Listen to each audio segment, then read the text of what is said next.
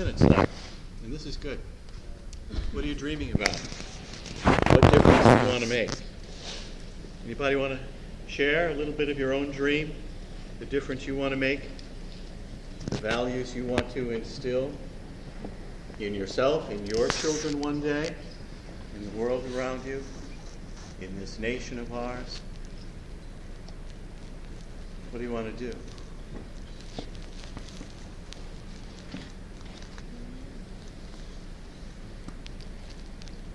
Maybe you can't verbalize it now, or maybe it's a little intimidating to speak up here in this moment.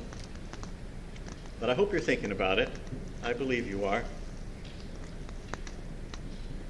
If you would like to ask a question of Christine or Donna, Elizabeth, Tom, or myself, about anything at all, this is your moment. No extra charge. Yeah? What is the value of the Stradivarius? What is the fact that they're worth millions of dollars. Is that approximately correct, Elizabeth? That is correct, but it's not for sale. Very, very good. Thank you for being a good resource for us. Yes? What did you dream of? You were in these seats. What a great, thank you for challenging me on that.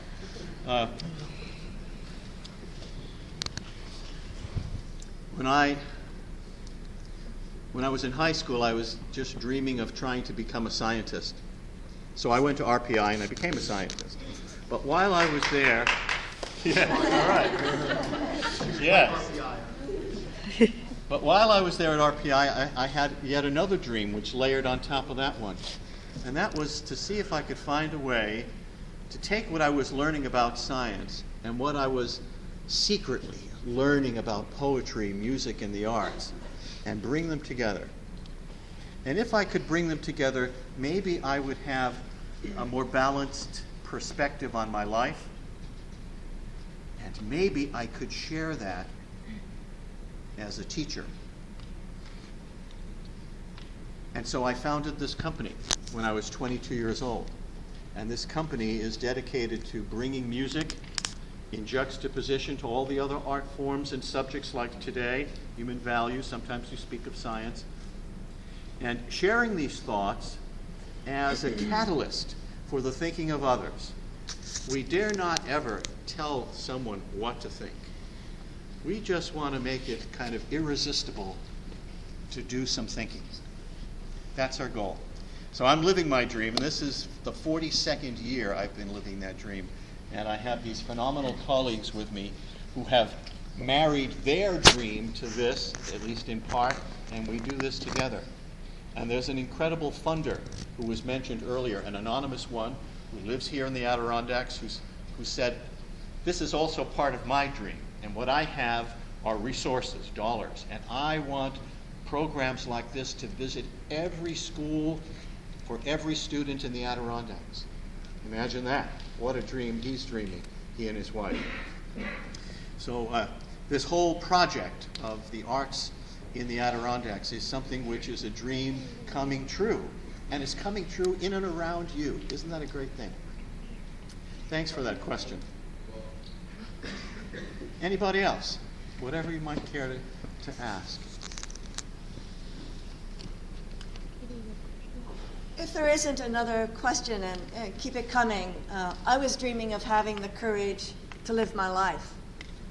My dad was talented, but his father told him that he didn't have enough talents to do what he wanted to.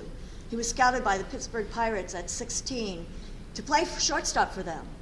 But he heard these voices in his head from his dad that you're not good enough, so he thought he would wallow in the minor leagues and never did it.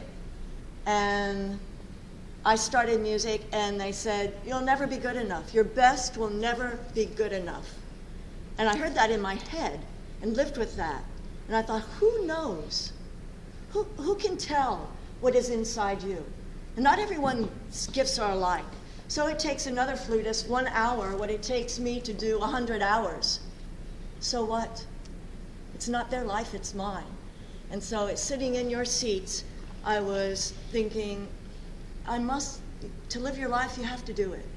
You have to dare to do what even you may think is impossible, but someplace in you, you know where your passion lies. Someplace in you, you know where your greatest gift is. And it may not be in the science and the math or even picking up the instrument. It may be that you never give up.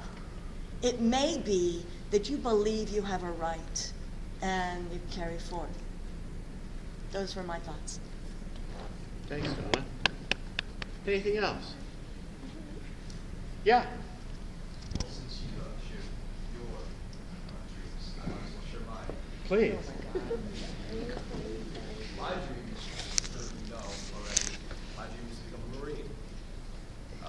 But recently, I've also had another dream that came up that changed me a little bit in some ways. I actually never thought about it my freshman or sophomore year.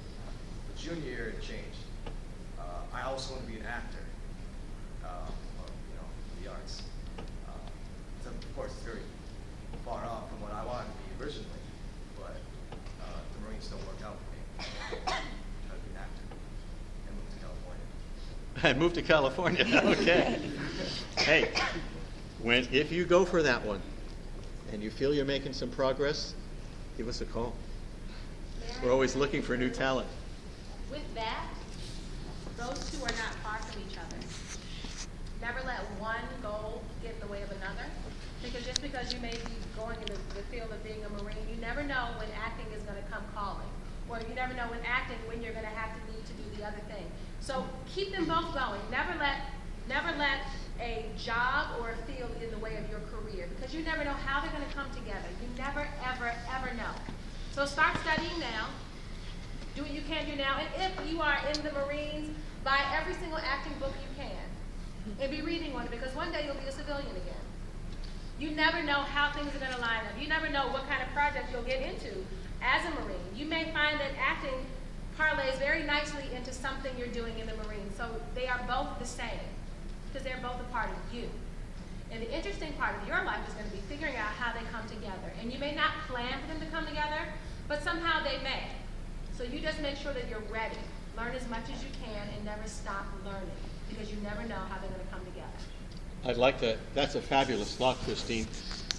I'm acquainted with someone who was a 4-star general, commander of the Pentagon and a hero in Vietnam. And he values, as a leader, something we call self-knowledge. Who are you? What are you made of? What are your emotions made of? Your dreams, your aspirations, your weaknesses, your strengths. Guess what? Every actor starts their learning process with that same thing, self-knowledge. Whether you're going to be a serious actor or a comedian, you've got to know yourself. So that there is a strong connection between the idea of leadership and the self-knowledge that's pursued by every one of us in the arts, and most especially by actors. Go for it, man. We're cheering you.